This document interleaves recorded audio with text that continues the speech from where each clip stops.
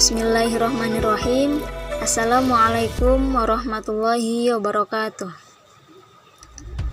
Sebelumnya, izin perkenalkan diri untuk pembahasan mata kuliah praktik observasi sekolah kali ini. Saya Atik Fitriati dan ada kedua rekan saya yang bernama Dede Yusuf dan Sihabuddin. Materi yang akan kami bahas yaitu berjudul Pengamatan Pengelolaan Pendidikan. Untuk materi yang pertama akan disampaikan oleh saya sendiri. Pengamatan Pengelolaan Pendidikan. Yang pertama yaitu pengamatan. Pengamatan atau observasi adalah aktivitas terhadap suatu proses atau objek dengan maksud merasakan dan kemudian memahami pengetahuan dari sebuah fenomena berdasarkan pengetahuan dan gagasan yang sudah diketahui sebelumnya. Ini untuk mendapatkan informasi-informasi yang dibutuhkan untuk melanjutkan suatu penelitian. Nah, di dalam penelitiannya ini, observasi dapat dilakukan dengan tes, kuesioner, rekaman gambar, dan rekaman suara. Yang kedua yaitu pengelolaan. Menurut KBBI, pengelolaan ini berasal dari kata kelola yang berarti proses, cara, atau perbuatan. Proses yang membantu merumuskan dan tujuan organisasi. Bisa juga yaitu proses yang memberikan pengawasan pada semua hal yang terlibat dalam pelaksanaan dan pencapaian tujuan. Pengelolaan juga bisa diartikan dengan kata manajemen. Kata manajemen ini berasal dari bahasa Prancis kuno, manajemen yang artinya seni, melaksanakan dan mengatur. Nah, secara umum manajemen ini yaitu ilmu dan seni perencanaan, pengorganisasian, pengarahan dan pengawasan terhadap usaha-usaha para anggota organisasi dan juga pengguna sumber daya organisasi untuk mencapai tujuan yang telah ditetapkan sebelumnya. Yang selanjutnya yaitu pendidikan. Yang pertama, pendidikan itu merupakan sebuah proses pengubahan sikap pada seseorang atau kelompok dalam usaha mendewasakan manusia melalui upaya pengajaran dan pelatihan, proses, cara, perbuatan atau mendidik. Maksudnya usaha mendewasakan manusia dengan cara pengajaran, dengan cara mendidik. Misal orang-orang yang berinteraksi yang kemudian membawa dampak positif. Jadi misalkan seseorang individu atau kelompok telah berperilaku baik kepada orang lain. Nah, itu berarti sudah dikatakan orang yang terdidik walaupun misalnya dia tidak sekolah di lembaga pendidikan formal. Yang kedua yaitu pendidikan juga bisa berarti schooling, yaitu sebagai proses pembelajaran yang diselenggarakan di lembaga pendidikan formal dalam rangka mencapai tujuan pendidikan nasional. Maksudnya orang yang telah menempuh pendidikan formal maka itu disebut dengan orang yang berpendidikan. Maksud dari pengertian pendidikan yang berarti schooling ini. Nah, pengelolaan pendidikan ini atau manajemen pendidikan yang akan dibahas ini yaitu dalam konteks lembaga formal ini. Maksudnya sesuai dengan pendidikan yang berarti schooling tadi. Dapat disimpulkan bahwa pengamatan pengelolaan pendidikan ini yaitu suatu observasi atau aktivitas terhadap suatu proses kegiatan perencanaan, pengembangan, serta mengatur sumber daya manusia, sarana dan prasarana untuk mencapai tujuan pendidikan atau sekolah. Pengelolaan pendidikan ini merupakan hal yang penting, terutama bagi para struktural kepemimpinan di dalam sebuah lembaga pendidikan atau guru. Sini saya akan melanjutkan penjelasan dari Saudara Atik. Selanjutnya yaitu konsep dasar manajemen pendidikan. konsep dasar manajemen pendidikan di sini ada 4. Yang pertama, manajemen sebagai ilmu. Yang kedua, manajemen sebagai seni. Dan yang ketiga, manajemen sebagai proses. Dan yang keempat, manajemen sebagai profesi. Baiklah, yang pertama dulu, manajemen sebagai ilmu. Di sini manajemen telah dipelajari lama dan telah dikaji, diorganisasikan menjadi suatu rangkaian teori. Manajemen memerlukan disiplin ilmu pengetahuan lain dalam penerapannya untuk mencapai tujuan. Manajemen dalam upaya mencapai tujuannya berdasarkan kaidah ilmiah dan sistematis.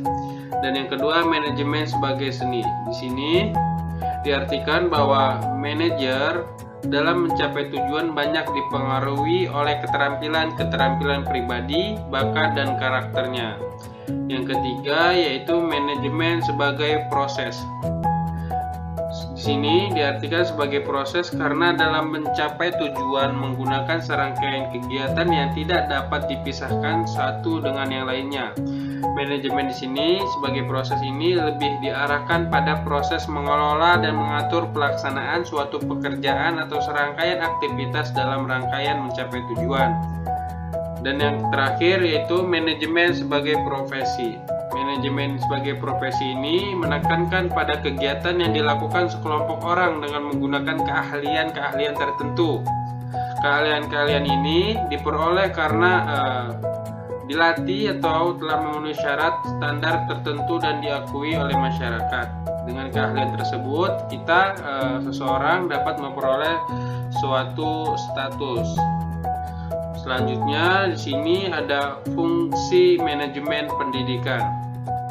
Fungsi manajemen pendidikan ini di sini meliputi yang pertama ada perencanaan atau planning. Maksudnya di sini mendefinisikan tujuan organisasi, membuat strategi untuk mencapai tujuan dan mengembangkan perencanaan aktivitas kerja organisasi. Perencanaan merupakan suatu yang terpenting dari semua fungsi manajemen karena tanpa perencanaan atau planning ini fungsi-fungsi lain tidak akan dapat berjalan. Selanjutnya dari fungsi manajemen pendidikan yaitu ada yang kedua perorganisasian atau organizing bahasa Inggrisnya. Di sini proses ini menyangkut bagaimana strategi dan taktik yang telah dirumuskan dalam perencanaan didesain dalam sebuah struktur organisasi yang tepat dan tangguh, sistematis, dan lingkungan organisasinya ini yang kondusif dan dapat memastikan bahwa semua pihak dalam organisasi ini dapat bekerja secara efektif dan efisien guna mencapai tujuan organisasi. Yang ketiga ada pengarahan atau actuating atau directing. Di sini maksudnya itu proses implementasi program agar dapat dijalankan oleh seluruh pihak dalam organisasi serta proses memotivasi agar semua pihak yang terkait dapat menjalankan tanggung jawabnya dengan penuh kesadaran dan produktivitas yang tinggi. Dan yang terakhir yaitu ada pengawasan. Pengawasan di sini proses yang dilakukan untuk memastikan seluruh rangkaian kegiatan yang telah direncanakan, diorganisasikan dan diimplementasikan kemudian dapat berjalan sesuai target yang diharapkan. Sekalipun berbagai perubahan terjadi dalam lingkungan dunia yang dihadapi. Jadi manajemen pendidikan ini akan berjalan dengan baik jika ada perencanaan, planning, kemudian ada perorganisasian, organizing, kemudian pengarahan, actuating atau directing, kemudian yang terakhir yaitu pengawasan. Baik, selanjutnya yaitu pendekatan dalam pengelolaan pendidikan. Pertama yaitu pendekatan organisasi klasik. Gerakan ini mencari upaya untuk dapat menggunakan orang secara efektif dalam organisasi industri. Konsep dari gerakan ini adalah orang dapat juga bekerja layaknya sebagai mesin.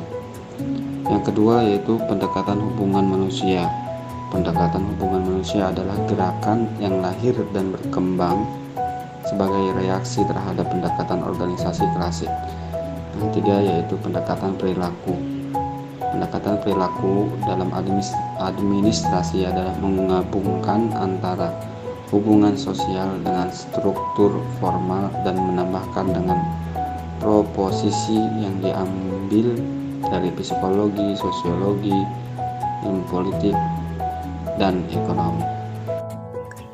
Dari pemaparan di atas, dapat disimpulkan bahwa pengamatan pengelolaan pendidikan yaitu suatu observasi atau aktivitas terhadap suatu proses kegiatan perencanaan, pengembangan, serta mengatur sumber daya manusia, sarana dan prasarana untuk mencapai tujuan pendidikan atau sekolah.